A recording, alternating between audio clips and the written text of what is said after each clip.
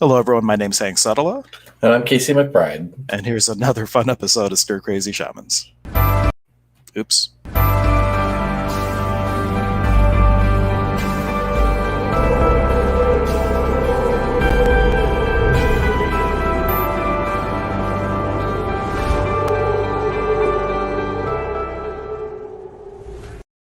You gotta love technology. A little trigger finger on there, and then start the video, stop the video. But welcome everyone, and I want to first say thank you for all of those who have been watching so many of our videos. My email was blowing up yesterday.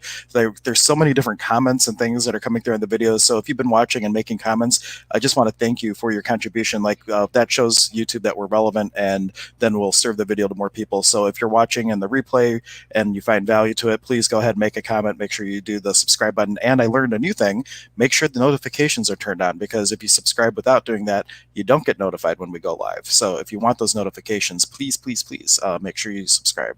And hello, Shirley. Yo, bro, on Periscope. I didn't even realize we were going to Periscope, so that's cool. That's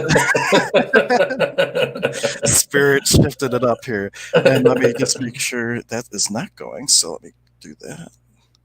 Just doing one quick tech things, folks. But Casey, why don't you talk a little bit about what we were going to do today? Yeah, well, real quick, I wanted to address why I'm at a funny angle again.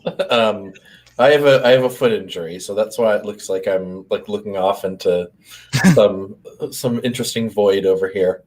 Yeah, so the magic of nature. I don't know what inspired this, but me and Hank have been going on our own little nature adventures and just experiencing some of that magic ourselves. And for me, it's been really cool to go hiking with someone else who is also really sensitive to energy and picks up on spiritual beings, because it really well, one, I don't feel alone when I'm picking up on all this stuff. I have someone else to talk to about it.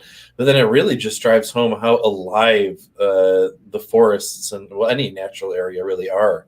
There's constant communication coming from spiritual beings and everything, from the smallest rock to the largest mountain.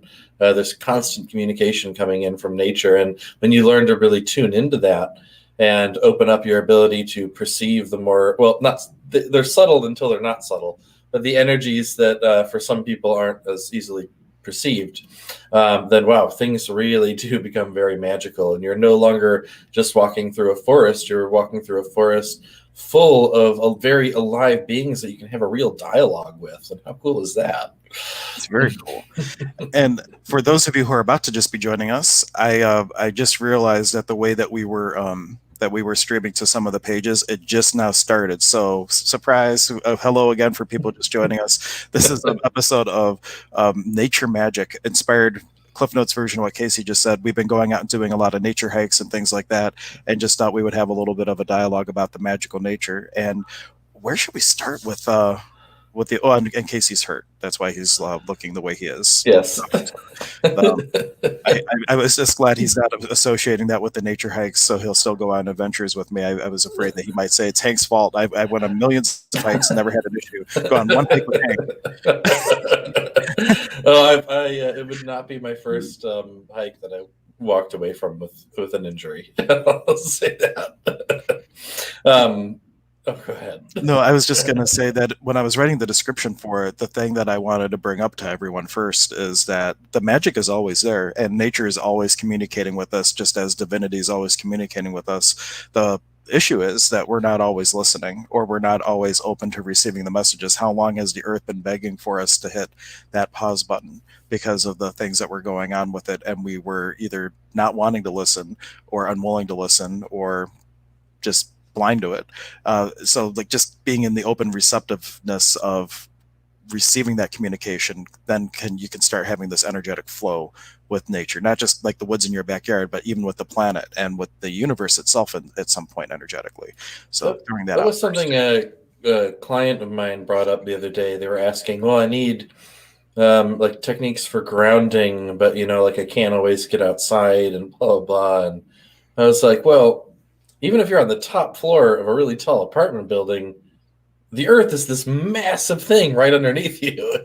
Its energy is always there. So even if, for some reason you can't go outside, well, one, all of this is nature. In truth, your body is nature. But if you really want to connect with the earth's energy to ground, you can do so energetically because it's massive. And that's one of the things I teach people sometimes is, like Hank has brought up, like with like guides that have been with us since before we were born. Sometimes people have difficulty in the beginning learning to perceive them because the energy's always been there. It just feels native to them.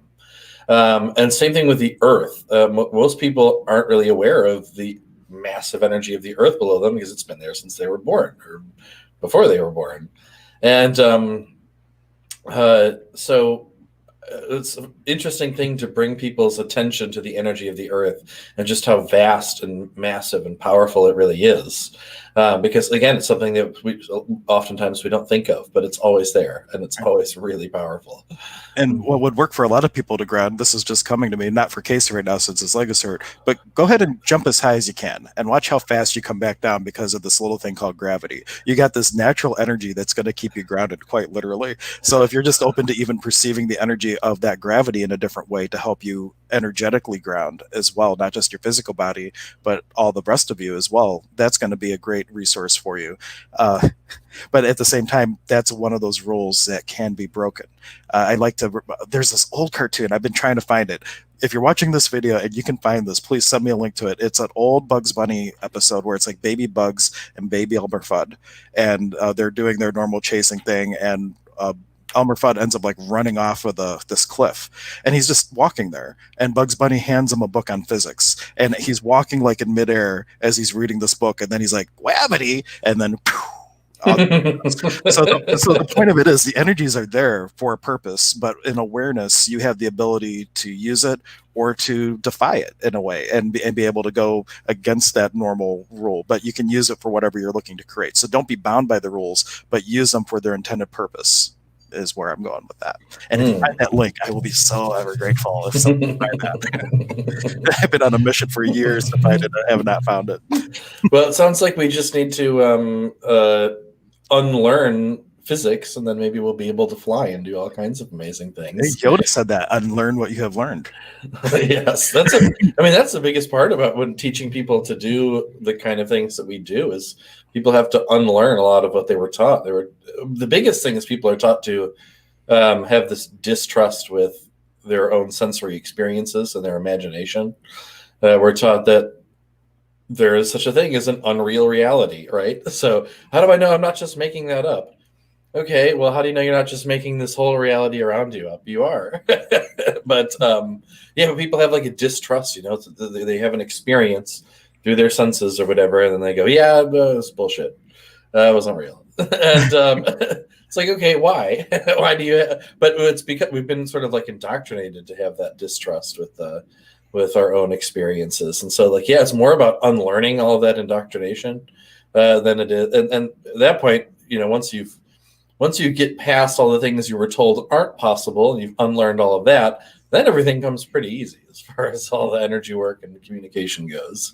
Absolutely. And a great way to start unlearning that and to start connecting with all the stuff that is real, that isn't the point of view is installed by us, by our parents and society and friends and all that, is to go out into nature. Because our ancestors from the beginning of time, guess where they were? In nature. That's the place to connect. And and a lot of the native traditions, I think especially in the northern native traditions, there's a lot of magic around the fire. And being able to connect with the ancestors and connect with that ancient knowledge, because almost everybody that has ever lived at some point has sat around a fire and has stories, whether it's this lifetime, other lifetimes. Almost everybody has been around a fire. And so there's a very powerful anchor to connect with all that information and then the information from ancestors and ascended masters and all that too. Yeah, there's definitely something. I mean, people get that sense, and you hear people talk about it. Sitting around a fire, there's just something that really draws you in, and it's hypnotic about it. But really, it's this ancient thing that allowed for life to unfold the way it has for humans on this planet. And when you're staring into that fire, you're connecting with an experience that has been connected with millions and millions of times. And I already kind of feel like the kind of the direction we might be going with some of our conversation as we go. So we just covered the element of fire, which in Quechua would be wilcanina, right? So you're connecting to fire. The other one would be like this with the bridging between all these different elements is the one that was coming to me to talk about next. We have the Mauki, which in Quechua means like the trees, or Wilka Mauki Kuna, which would be the sacred trees. And the tree is very significant for learning how to be with the magic of nature because it takes the earth, it takes the water, it takes the fire, or it takes the sun rather, the for photosynthesis and things like that, and also all the carbon dioxide and all the things in the air. It takes all four elements and creates something new. And so, with in the midst of everything that you're going to be connecting with in nature, like being able to, well, what do you do with that? So one of the things that we tell our apprentices in the Shaman apprenticeship program is to go find a tree and really connect with it. Take some time, hug the tree, sit with your back to it, really, say, teach me. Well, energetically, you say this. You can say it out loud too. No one will judge you for it, hopefully. But you say, wow, thank you for being here and helping me be an Aini with the world because we're a natural Aini with trees. We give them carbon dioxide, they give us oxygen, and ask them, show me how it is that you take all these things and shift it and change it and create new things with it. And that's really where the magic of nature is, teaching us to be in the natural flow of all the energies of the field of living energy, the Kause Pacha, we call it. So, yeah. So connecting through the elements in nature, and then the tree as kind of like the teacher of bridging all that together. Yeah, and trees are really amazing teachers. And I remember one of the first times I had an experience with having a dialogue with nature in general. I was just starting to learn about like meditation and energy and all of that, and I went to just this little patch of woods near where I lived, and I was kind of meditating, opened my eyes. I remember seeing the ground, like just seeing the energy, and it was almost like it was like moving and alive. And then the wind came and hit my face, and I felt like these emotions on the wind, and then went over to a tree and put my hand on it. And I remember I just got this like story of like the tree's life and all of this. And but yeah, no, but nowadays I will come across certain trees, and all the trees are full of wisdom and magic, but there are certain trees, like oftentimes really like big old ones, that I'll just, as I'm walking, I'm like, oh, I have to connect with this guy right now. And I will either like hug it or, put my hands up to it or whatever I do. And it's amazingly healing. And just like Hank was saying, how we have that exchange of an oxygen and CO2. When you put your hand or body or whatever up to a tree, you can feel this energetic exchange in the same way. There's like this circulation that starts to happen, and just paying attention to that process can really, it can really teach you a lot, just observing that. But it's teaching you things that are very difficult to describe with the human language. It's more subtle and powerful than that. And not only is it a connection to the elements, but the other thing is we would call it a waka, which means eye. It's a natural portal between worlds because you have the roots going very deep. Of course, the tree is physically here in the middle world, but then it's also reaching up towards the upper world. So it's a very representative of that. And a really good example of this is out in Lilydale. If you're not familiar, it's a spiritualist community in New York.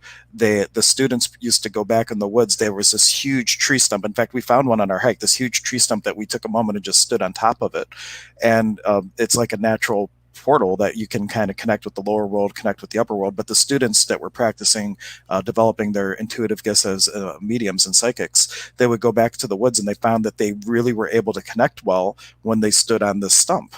That was a tree that had fallen or had been cut down in the Leona Woods of Lilydale, and they would stand on the stump and then they would give their message work. And now that's become a focal point of that community where they hold daily message services there, where they will go and mediums will come up, and now they stand in front of the stump. They don't go on top of the stump anymore because it's rotted over the years. But it was a way for people to naturally connect with all that other information that's around. So whether it's the tree's alive and you're connecting with it, or if you find a tree stump, use those opportunities to say, hey, what could I be here with this tree right now, or the stump, to connect with all the magic that's around me. And Shar says, I do feel drawn to certain trees, general old majestic trees. Hank, I love the words you're using to describe powerful words. Yeah. They're coming through me, not from me. So I Right. can't take total credit, but it didn't show up to Sam. Yeah, no, definitely. Certain like those, like I said, they are powerful, and the older trees oftentimes have been around for a really, really long time, a lot longer than any human has been around on the planet. So not only are you connecting with that powerful energy that combines all of the elements, but you're connecting with something that's been around and has been doing that and has been processing that energy for sometimes hundreds of years. And that's really amazing to Yeah. connect with. That was the thing. Like I knew I was on a mission to find a tree stump yesterday on our hike. Was it yesterday? The day before yesterday. Days blend together. Um, but when we finally found one, I mean, this thing was massive. Probably bigger than my arm span easily. And I looked at Casey. I'm like, look at all that like time and knowledge and experience that this tree has been around for. And it's like, wow, it really is a humbling experience to know like this is in a way, and all those roots are still there. Like connecting right underneath. Just because the tree is gone, like the energetic connection is still there, and it's just really amazing. So from today, your homework for anybody watching, make sure you go out to nature at least one time if you can. You don't have to, but I would love to give you that home. We call it home play and access, like something that you can do after the stream and do a kindness to yourself and just try to connect it. If you can't go out, if you're in an apartment or wherever you are in the world, if you can't make it outside because of whatever circumstance, then just say, well, touch the wall or the floor of your apartment building and know that, as Casey said, that is connecting to this huge earth below you and connecting to the gravity and just having that nature experience indoors if you have to.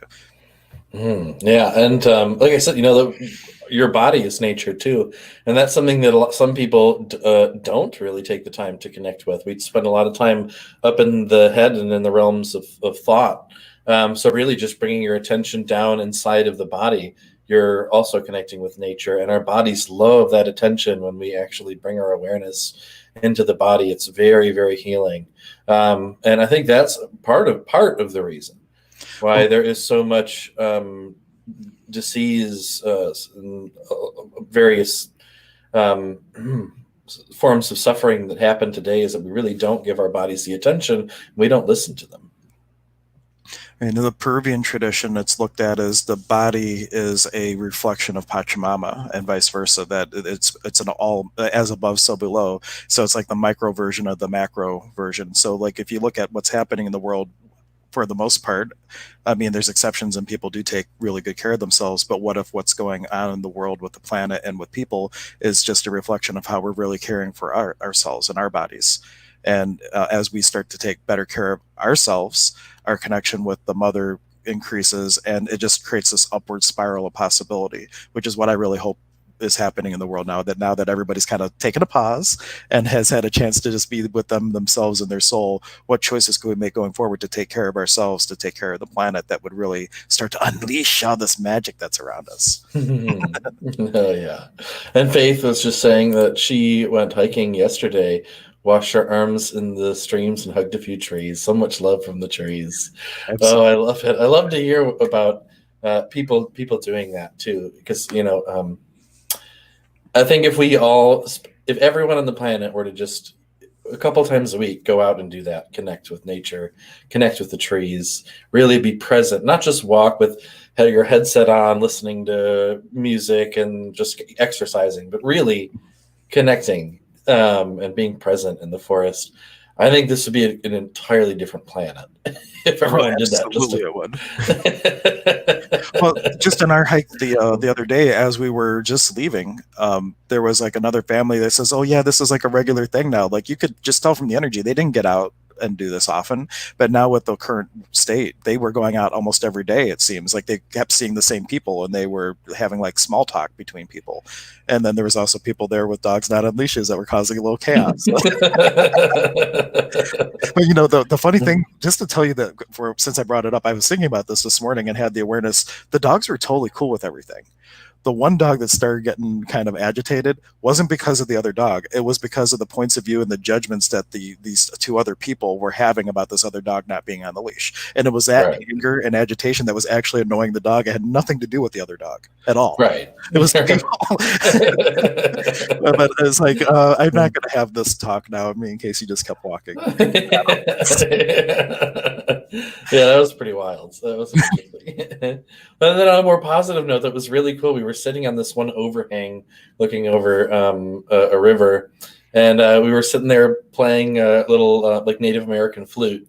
And there were people below, hanging out, and they were like, "Oh, I like the music," and I don't know. It was just a beautiful little moment of connection, sharing the space of in nature, and then sharing like songs coming through from spirit. And that was just a really cool little moment of connection where, there was really not a whole lot of communication happened on the level of words, but there was an energetic connection there, just in the space that allowed for that.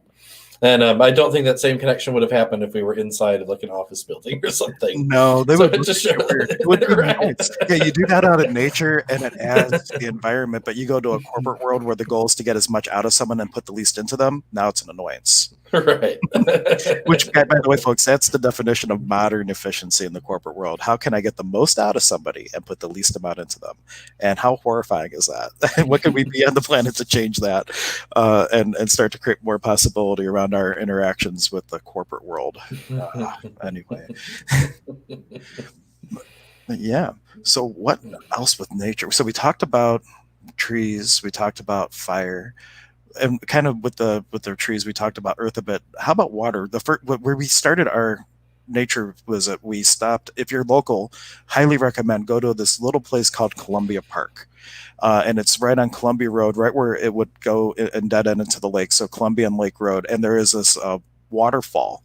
It's a rather wide waterfall, not too much water flowing through it, but a really large width one, and it's emptying into Lake Erie. And so it's like this really cool waterfall emptying into the lake. And we went there because a part of our homework for the program that we're taking is we had to find 4 stones from 4 different places, each one connecting with a different element. And so we went there, of course, to pick one that connects with the water.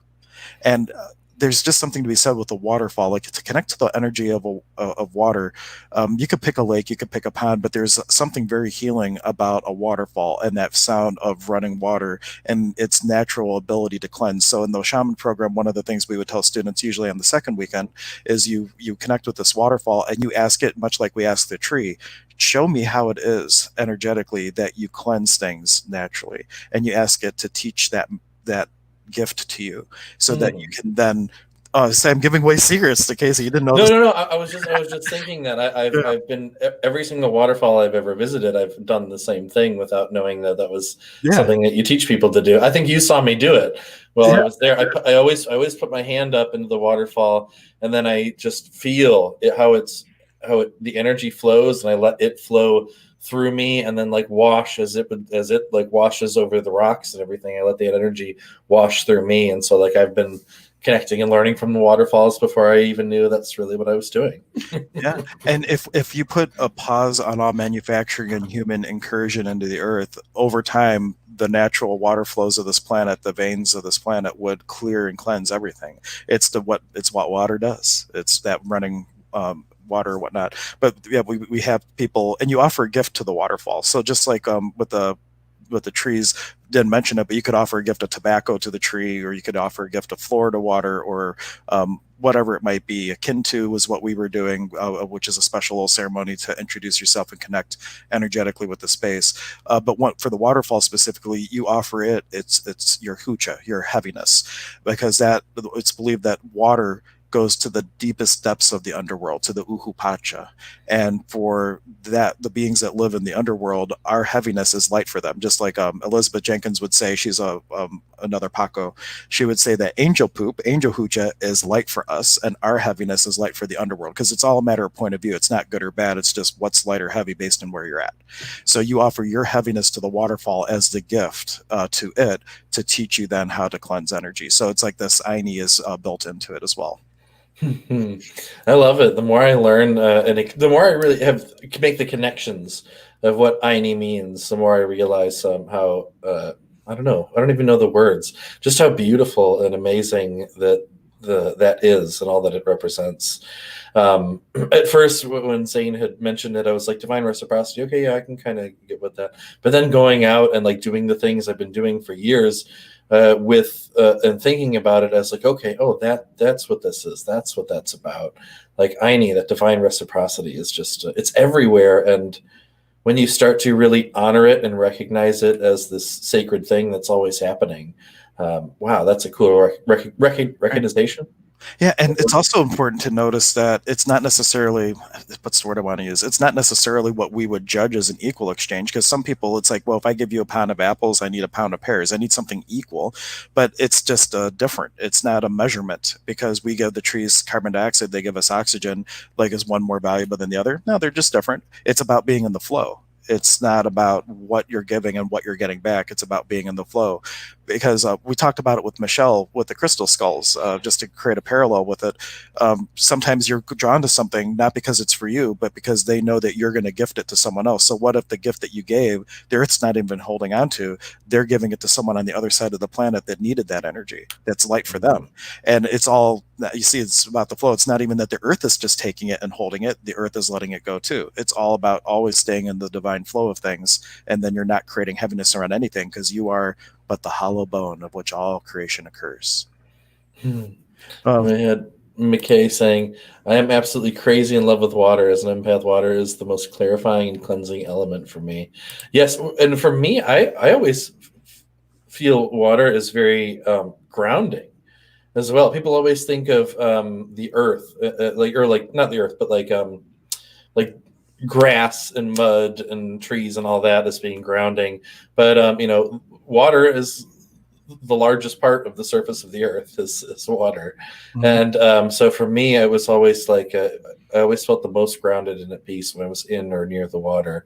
And I was like a little fish when I was younger. I was just always swimming in the lake and all of that. And I remember being underwater when I would actually like hold my breath, swim, or just hang out underneath the water. That is, and even to this day, that is the most peaceful I ever feel, is being submerged completely underwater. Just that, something about it. It's just the most calming, beautiful, peaceful thing for me. Oh, it's serene. And then moving on to the next element, wind. You're like, okay, on to the next water's done. Water's done. We don't need to talk about water anymore. Hank got bored. They got bored with the water there. No, it just felt like the energy around it was done. I just probably could have transitioned more. Was there something else to say about water? I don't know. Not anymore. We don't have any fun doing the show, honestly. No, but if anybody has another contribution about water, absolutely, comment. We can talk about water a little bit more. Now I feel like we have to say one more thing, is like it's like not honoring the way I transitioned. No. But for that matter, let's talk about rain, because one of the most powerful techniques in the Karo tradition would be the Shaman Chikui, which that's the more formal, the ceremonial way to say it, but it translates to Father's rain. And so as we have like the physical water that is cleansing for the planet, we also on the energetic level have these tools that you can use to cleanse yourself as well. So the Shaman Chikui is simply you opening up your energy field and being an allowance of the divine iridescent Father's rain cascading down throughout the totality of your being. And the idea is that it can effortlessly just rinse all the heaviness from you down to the bottom of your energy field. And once you have a nice little packet of hucha, we call it packet of heaviness, you offer that to Mother Earth and she takes it. Because for her, it's like chocolate. It's what she's going to use to grow blessings for you. And then if you're really receptive when you do this, I don't know if Casey has noticed this yet, because I know Homework's been doing this at least once a day. You'll notice that same light energy now comes back up from the earth. So you've actually created a transmutation of the energy as you're doing it. Yeah, even just visually, when I would offer my package of hucha down to the earth, she would come up and like sort of swallow it, but then there was energy that would come up from her and then like enter in and connect. And I noticed like even like little like CK lines forming Mhm. as I would do that. So that was And now to complete that process, the next thing that you would do is take that lightness and allow it to go back up and out your energy field, back up to the upper world. And now Mhm. you brought the energy here, basically connected to source by going down within, and then taken some of that light and brought it back up from below and back up and out. So it's like this amazing just cycle that you create when you start doing stuff like that. It's for me.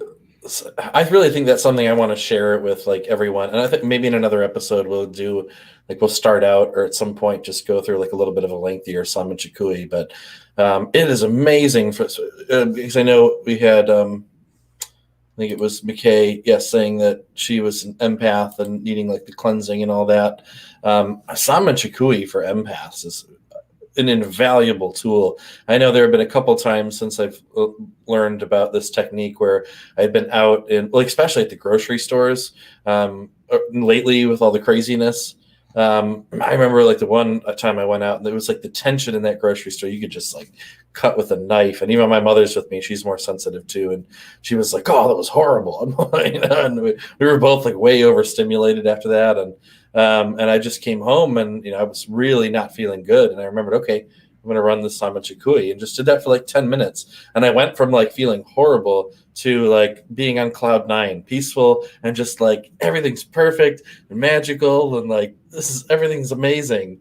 And all I did was just run that Sama Chikui for like 10 minutes. So it's really, yeah, it's a powerful technique. We'll do them all eventually. Like there's the salmon chikui, there's the saiwa chikui. That one I like. I call that empath for dialysis or empath for dialysis. Dialysis for empaths. I cannot talk. Oh man, I'm just full today. I'm the comic relief. It was because of the videos I was watching beforehand with the kids. Oh, there you go. Some crazy Mentos and Coke things in this. It's a playful energy today.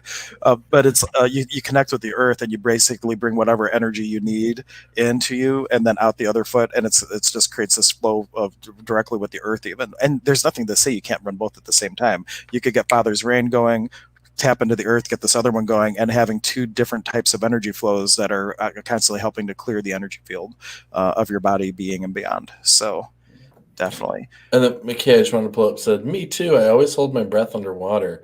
You can hear sound from the outside world, but it's muted. It's quieted. I'm more at peace."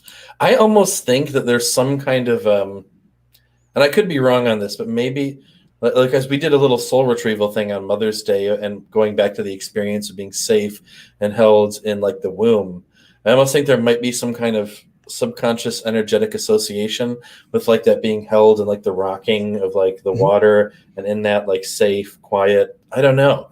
No, Maybe. definitely. Well, that's why those sensory deprivation tanks, those float tanks, are so soothing for people. You're recreating. They even bring up the temperature, so that you're basically not aware of anything. You're just floating in limbo, just like you were in the fluid in the mother. And that is one of the, for most of us, because maybe there's weird experiences that could change it, but for most of us, that is one of the safest, most at peace places we've ever felt. All needs are taken care of. You don't need to do anything. Literally everything, every need is taken care of. You can just be.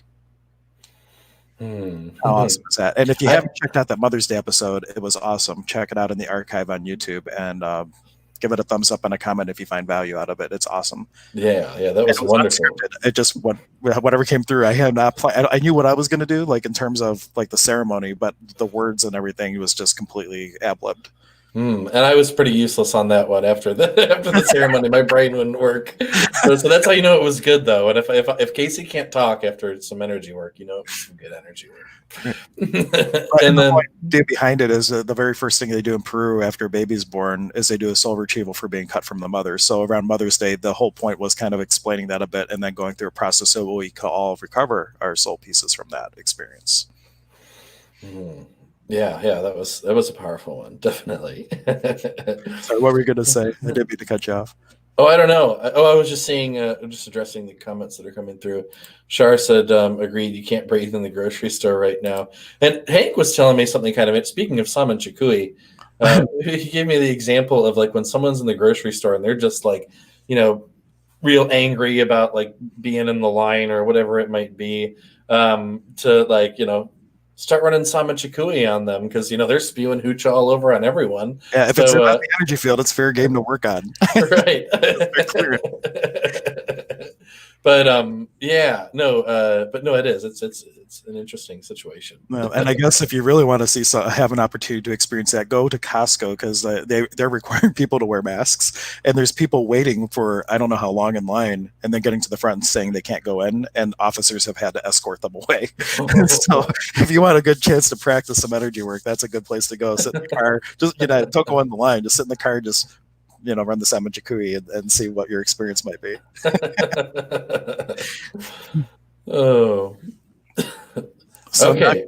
Now it's wind, right? Yes. Now we can go on to wind. So we did fire, we did water, earth with the tree, technically. So the final one would be the wind.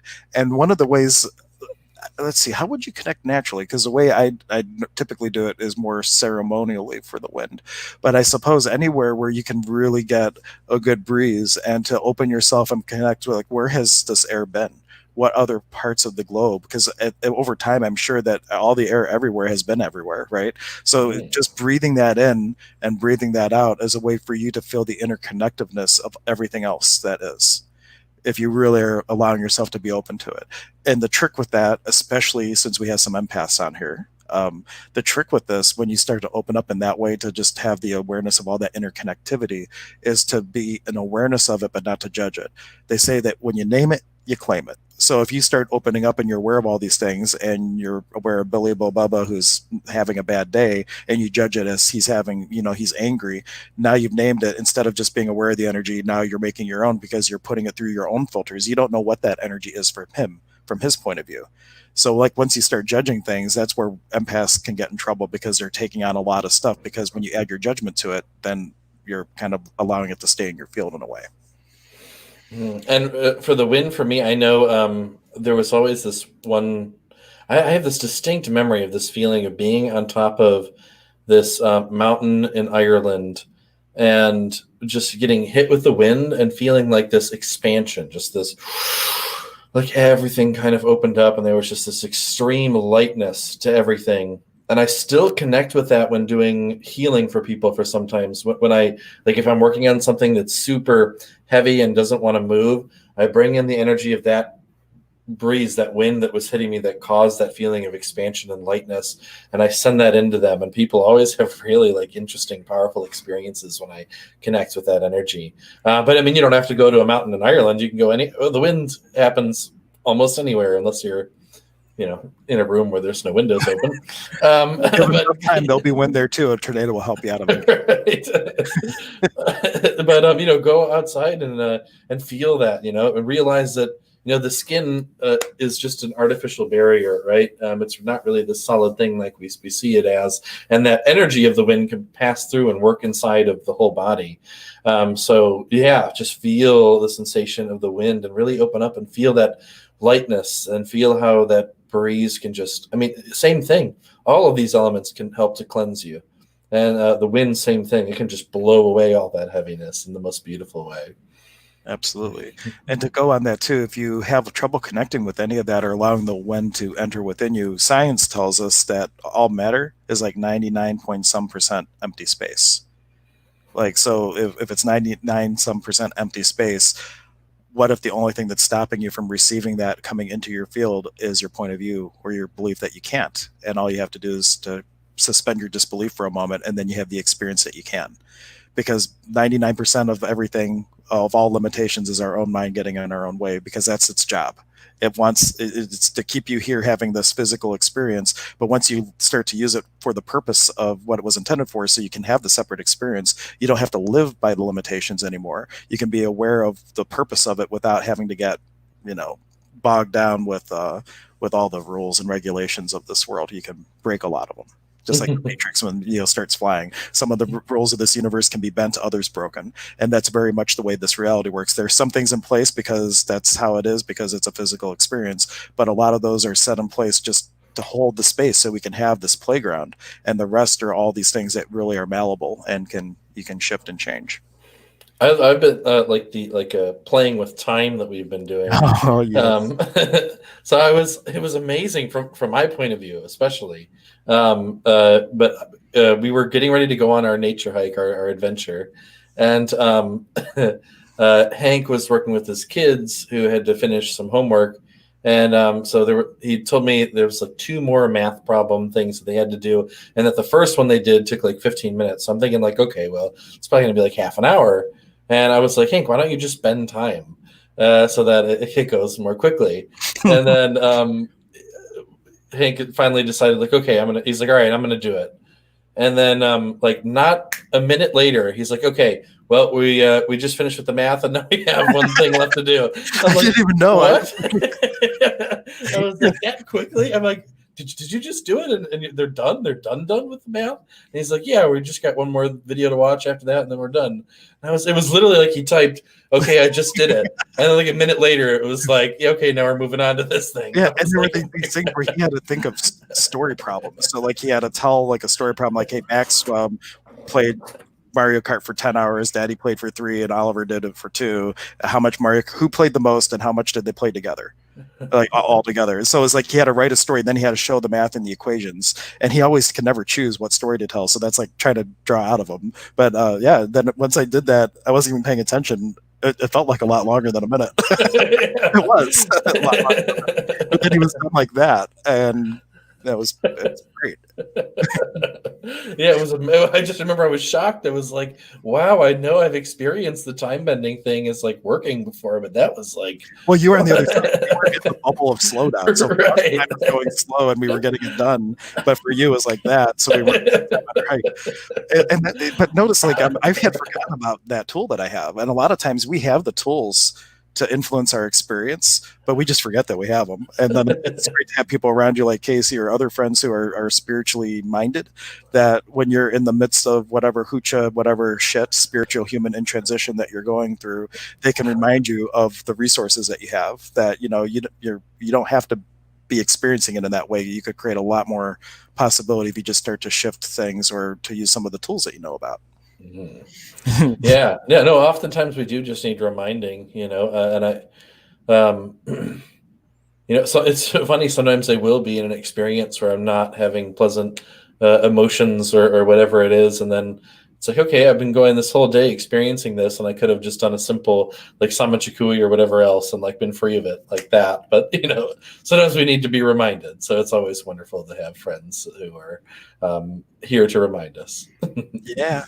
Yeah, and also some place that you can share things with. That's one thing that, for those of you who don't know, like Casey and I really just started connecting as we started to do the show. We didn't know each other too well before this. You might think differently, but we met each other years ago.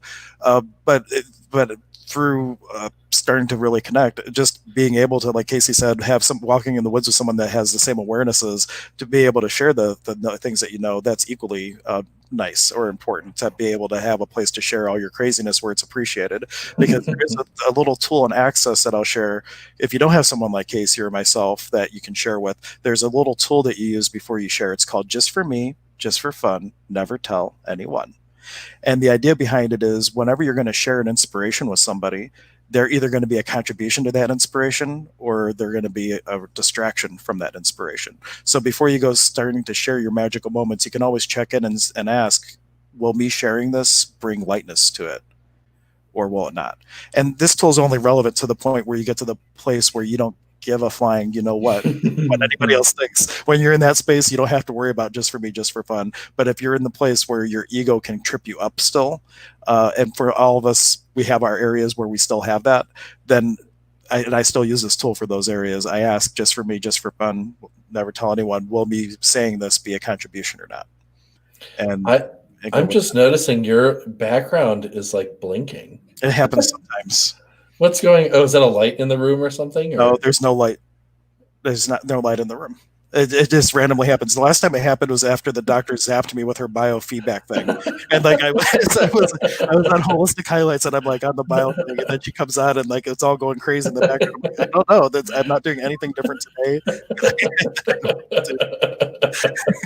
It is. It's like the lighting is like boom, boom, boom, boom, boom. And then one time it happened in person. There was I just done the and I'm going to find the video and I'm going to post it on Stir Crazy Shamans. I have this video where I did a Crystal Bowl concert with Max the Crystal Skull, and at the end, well, this isn't in the video, but I'm just creating context. Max the Crystal Skull is this huge skull that is famous, travels the world and everything. And I was getting my picture taken with it. And when other people would be by Max, like it was just a normal picture, right? But when I was taking with the picture with Max, they showed me the screen, the video. It was just, you could see this energy is going. It reminded me of like the Star Trek Next Generation, the warp engines, like how the light, like, and so like it was just going crazy. So it just occasionally things like that happen. I love the build up. You're just going up like build up and things like that. Shaman. Well, and electricity was odd with me because like I can't wear battery powered watches; they die like in a day. So I have to have like a special self winding watch when I choose to wear a watch. That's the one I wear because otherwise I just kill them and they don't run anymore. I remember I had this old, it was like a track phone, one of these old, it was like an $8 phone I bought from Rite Aid. That was the only phone I had for many years before, like a few years ago, I finally got my first smartphone. But I remember there were times when, especially when I'd be like out in nature and things, and I'd be like really connecting and working with energy, where I'd had like a full battery, and I swear it would be like 10 minutes later I'd look and the thing is dead. So I was always wondering what that was about too. So interesting to know you've had similar experiences with. Yeah. Well, no, I did learn if you're someone, because I'm sure that somebody watching this video, whether now or in the future, will relate to that. And one thing that you can do, there's an energy technique, for lack of a better description, called an energetic bell jar. And so, like, if you are someone that has the effect on electronics, like one time Zane got in my van, who's my shaman teacher. Like, I think the first time he was ever in my van, the display froze. And when I say froze, I mean I turned the vehicle off, removed the key, and my display stayed on, frozen, on whatever it was when he got in the car. And I had to unplug the battery to get it to go away. And then it was fine. It's never happened again. But if you're someone that has weird effects on electronics, you can just have the intention, like take your hand and just imagine putting like an energetic bubble around whatever it is. And just that is enough where typically you don't have the frying electronic effect and piss off your friends and family who appreciate their electronics. It seems like another thing for me is when doing these like video calls and streaming with people. Like I know Shannon from the apprenticeship, she had been doing energy healing sessions with me, and she does them like all day long. She does video calls doing these energy healing sessions and has no problems with streaming videos. And then she gets on with me and immediately like all kinds of connection issues. She's freezing and blah, blah, all this stuff. And it's only when I'm on with her. And that happens with a lot of people.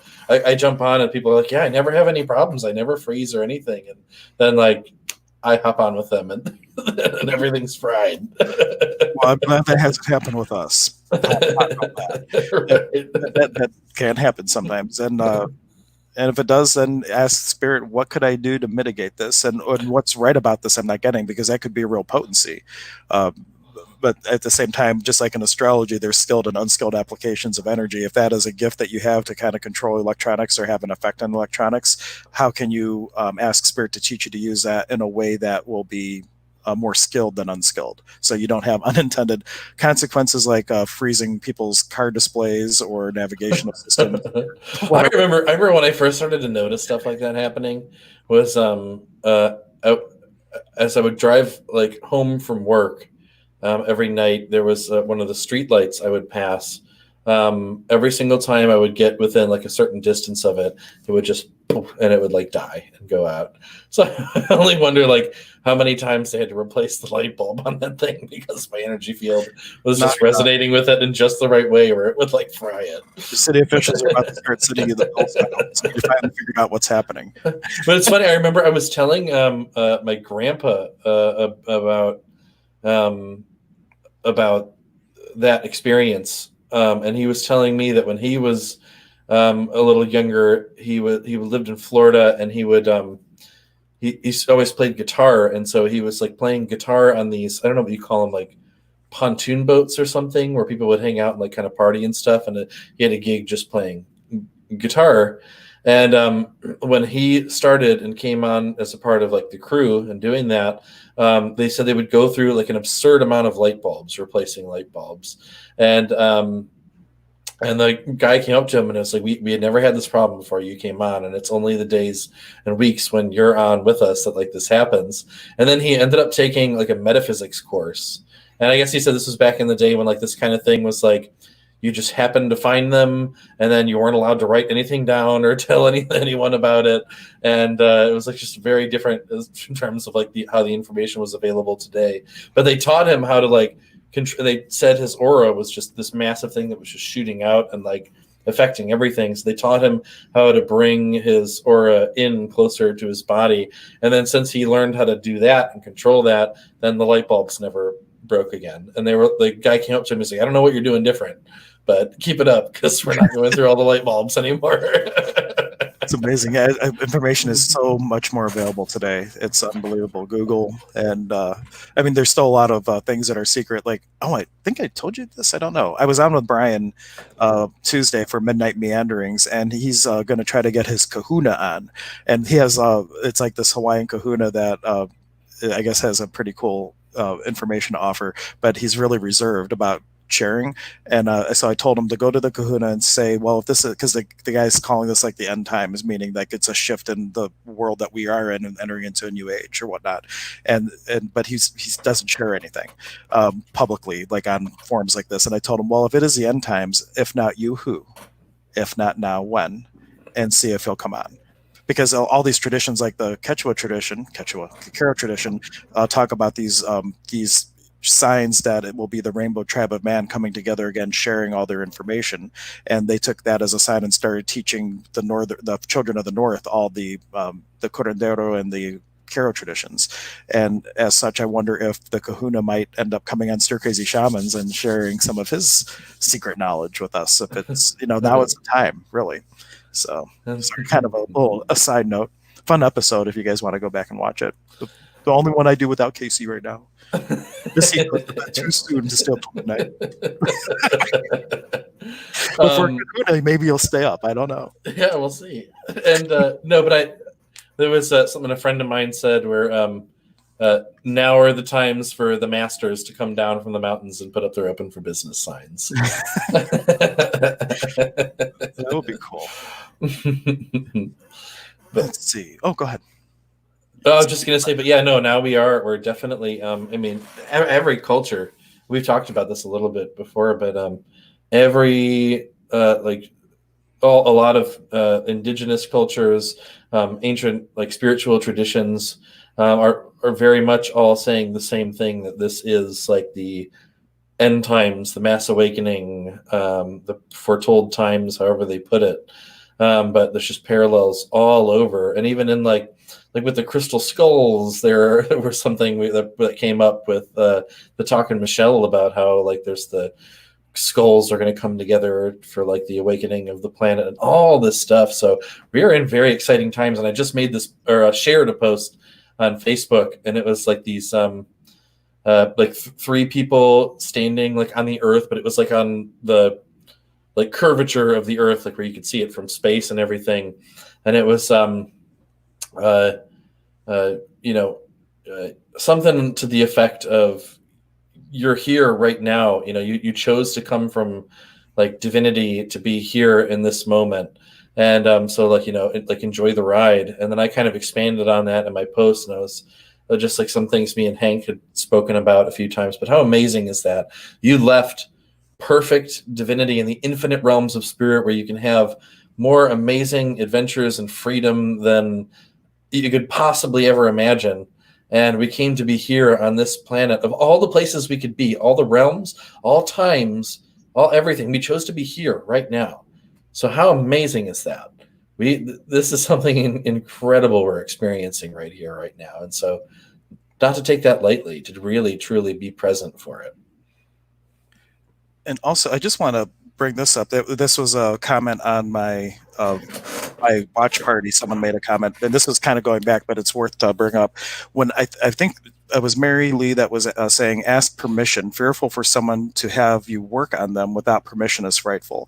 And I probably was in regard to my comment because I don't see like when that was posted. When I was talking about if there's people are shooting off hoochie, it's fair game. When we were talking about that, I'm not saying you work on the person and like run energy in their field necessarily, but they're projecting things outside of their field.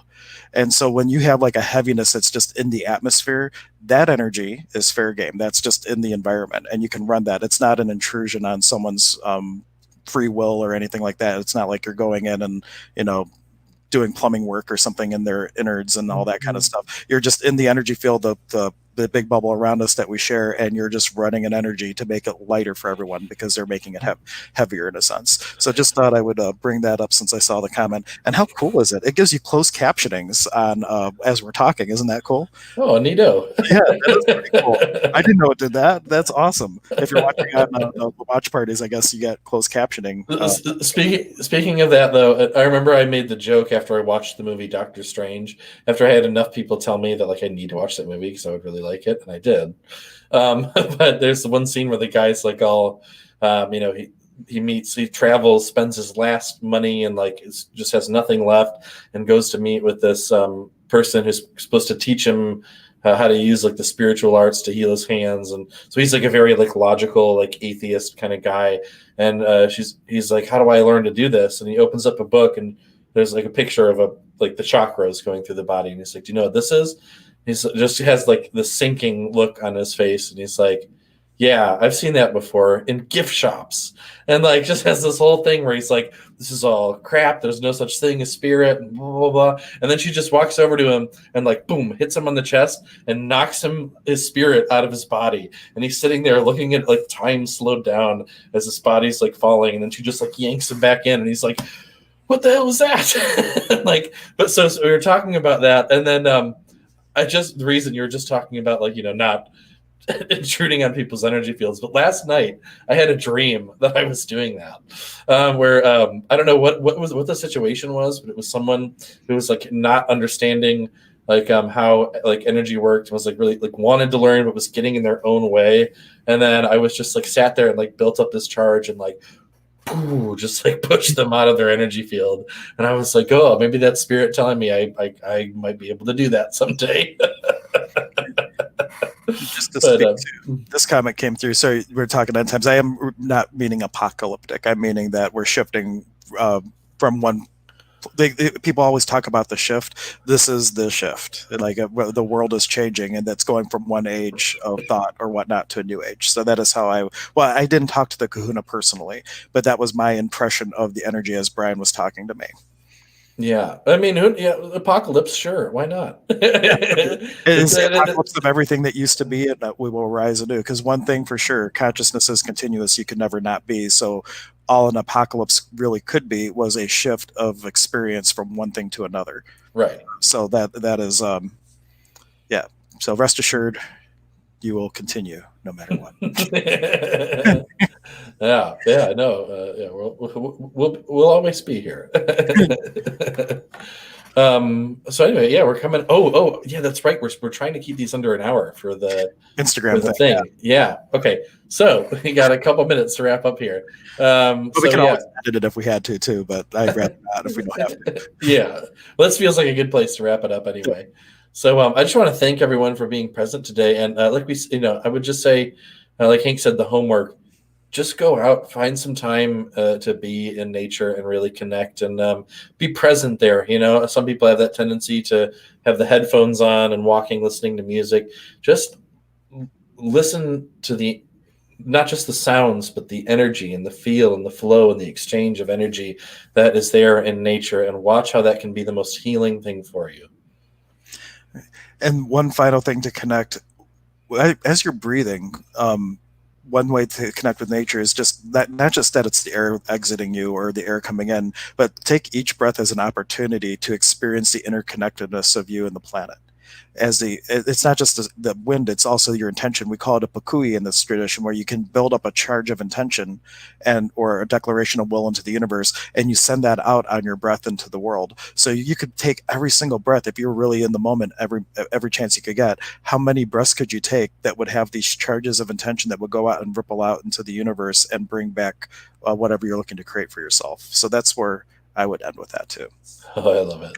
So I want to say to everyone, well, first off, subscribe to Stir Crazy Shaman. Subscribe and turn notifications on. Yes. Just learned about that. And I just want to say to everyone, thank you so much for your energy and your attention today. I thank you. Thank you. Thank you. A Nike, a Nike, a Nike. And if you're started watching in the middle and you're going to go back and watch it from the beginning, start a watch party. Share it to your page. If you found value out of this, you could give a little Ini back by just helping carry this message a little further out into the world than we could otherwise. So Nike, a Nike, a Nike. Gotta find the outro video. That wasn't ready. I gave my very thoughtful bow there to everyone. Goodbye, everyone.